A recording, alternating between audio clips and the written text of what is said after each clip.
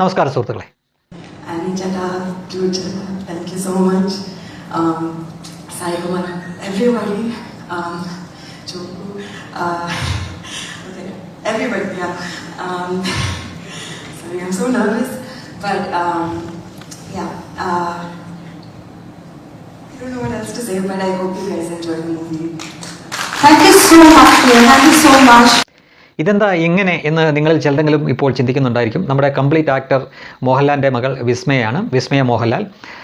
34 വയസ്സോളമായ ആ വിസ്മയുടെ ആദ്യത്തെ സിനിമ റിലീസാവാൻ പോവുകയാണ്. അതിന് മുന്നോടിയായിട്ടുള്ള PR വർക്കിൻ്റെ ഭാഗമായിട്ടുള്ള ചില കാര്യങ്ങളൊക്കെ നടന്നുകൊണ്ടിരിക്കുകയാണ്. അതിലെ ഒരു സംസാരമാണ് നിങ്ങളിപ്പോൾ കേട്ടത്.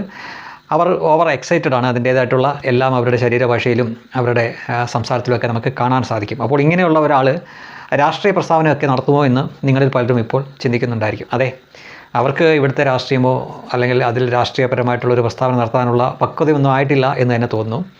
അന്ന് പാറ്റാ സമരത്തിനെ പിന്തുണച്ചുകൊണ്ട് ഒരു പ്രസ്താവന നടത്തിയപ്പോൾ പലരും ചിന്തിച്ചിരുന്നു, എന്തിനാണ് മോഹൻലാലിൻ്റെ മകൾ ഇങ്ങനെ പറഞ്ഞത് എന്ന്. അപ്പോൾ മോഹൻലാലിൻ്റെ മകളെ സേവ് ചെയ്യാൻ വേണ്ടിയിട്ട് അന്ന് തന്നെ മേജർ രവിയൊക്കെ വന്നതാണ്. വിയറ്റ്നാമിലാണ് പഠിച്ചത് മായ എന്നവർ വിളിക്കുന്നത്. അത് രാഷ്ട്രീയമൊന്നും അറിയില്ല, അത് അങ്ങനെ ഉദ്ദേശിച്ച് പറഞ്ഞല്ല എന്ന് പറഞ്ഞു. പക്ഷേ എല്ലാവരെയും അത്ഭുതപ്പെടുത്തിക്കൊണ്ട് വിസ്മയ വീണ്ടും അത് ആവർത്തിച്ചു. ഞാൻ അത് ബോധപൂർവം തന്നെ, എനിക്ക് നല്ല അറിവുണ്ട്, അറിവോടുകൂടി തന്നെയാണ് പറഞ്ഞതെന്ന്. അപ്പോൾ നമ്മളിപ്പോൾ ഇതൊക്കെ കണ്ടു കഴിയുമ്പോൾ ചിന്തിച്ചാൽ മനസ്സിലാകുന്ന ഒരു കാര്യമുണ്ട്. അങ്ങനെ അന്ന് വിസ്മയ പറഞ്ഞില്ലായിരുന്നെങ്കിൽ എന്ന് നിങ്ങളൊന്ന് ചിന്തിച്ച് നോക്കുക. അന്ന് പാറ്റാ സമരത്തിനെ വിസ്മയെ പിന്തുണച്ചില്ലായിരുന്നു എന്ന് വെക്കുക.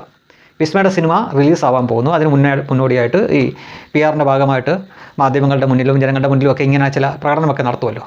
സ്വാഭാവികമായിട്ടും കമ്മിയും കൊങ്ങിയും സുഡാപ്പിയും ഒക്കെ അറഞ്ചം പുറഞ്ഞ് ഇരുന്നിട്ട് ട്രോളും വിസ്മയുടെ സംസാരം, വിസ്മയുടെ ശരീരഭാഷ, മറ്റും പലതുമൊക്കെ. അതിലും നല്ലതല്ലേ സംഖ്യകളാകുമ്പോൾ കുറച്ച് ആളുകളേ ഉള്ളൂ, സംഖ്യകൾ മാത്രമേ ട്രോളത്തുള്ളൂ. മറ്റു ആളുകൾക്ക് ട്രോളണമെന്നുണ്ടെങ്കിലും അവർ ട്രോളില്ല. കാരണം പാറ്റാ സമരത്തിനെ പിന്തുണച്ചല്ലോ, സംഖ്യകളല്ലേ ഇപ്പോൾ എതിരെ നിൽക്കുന്നത്. അങ്ങനെ പറഞ്ഞില്ലായിരുന്നുവെങ്കിൽ സംഗി ലാലപ്പൻ എന്നാണ് സുഡാപ്പികൾ വിളിക്കുന്ന മോഹൻലാലിനെ. സംഗി ലാലപ്പൻ്റെ മകളെ അവർ ട്രോളുമായിരുന്നു. എന്തിന്?